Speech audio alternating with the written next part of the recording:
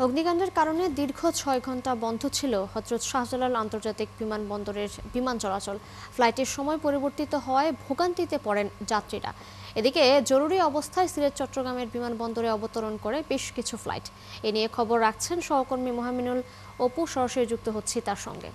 অপু, আপনি তো সেখানে আছেন, একটু জানাবেন বিমানবন্দরের যাত্রীদের ভোগান্তি কমেছে কিনা, সময়সূচি যেসব ফ্লাইটের পরিবর্তিত হয়েছে সেসব ফ্লাইটগুলি কি ছেড়ে গেছে কিনা এরই মধ্যে, এছাড়া যেসব ফ্লাইট অন্য বিমানবন্দরে জরুরি অবতরণ করেছে সেগুলোর কি খবর আছে, সব মিলিয়ে একটু জানাবেন।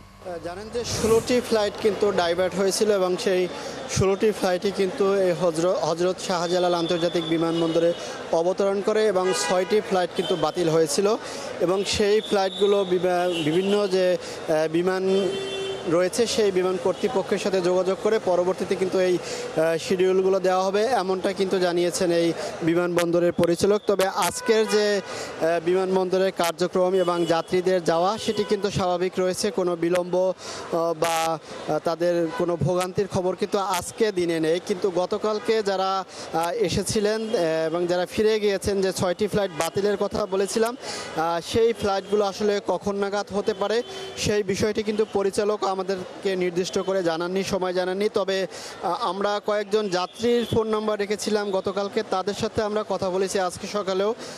তারা আমাদেরকে যেটি অভিযোগ করে বলেছেন, তারা উত্তরার একটি হোটেলে রয়েছেন, প্রায় 3 থেকে 400 জন তারা কর্মী কিন্তু সেখানে রয়েছেন। তারা যেটি বলছেন যে তাদেরকে আজকে চলে যেতে যাওয়ার কথা বলছেন এবং পরবর্তীতে তাদেরকে জানিয়ে দেওয়া হবে, এই বিষয়টি কিন্তু তিনি আমাদেরকে জানিয়েছেন। এছাড়া কিছুক্ষণ আগে আমরা একজন ইংল্যান্ডগামী যাত্রীর সাথে কথা বলেছিলাম। তিনি আলাদাভাবে টিকিট কেটে তিনি আজকে যাচ্ছেন, তবে তার যে আগের টিকিট কেটেছিলেন সেই টিকিটের টাকা ফেরত পাবেন কিনা সেই বিষয়টিও তিনি জানেন না।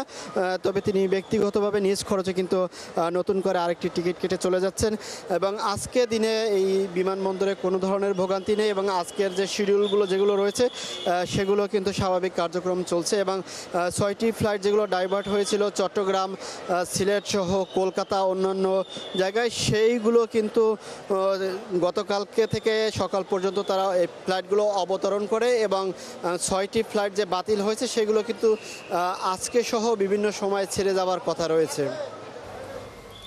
অপু, ধন্যবাদ আপনাকে যুক্ত হবার জন্য। দর্শক, অগ্নিকাণ্ডের ঘটনায় বিমান চলাচল বন্ধ করে দেওয়া হয়েছিল, সেসব ফ্লাইটগুলোর শিডিউল সম্পর্কে জানাতে আমাদের সাথে যুক্ত ছিলেন আমাদের সহকর্মী মোহামিনুল খান অপু।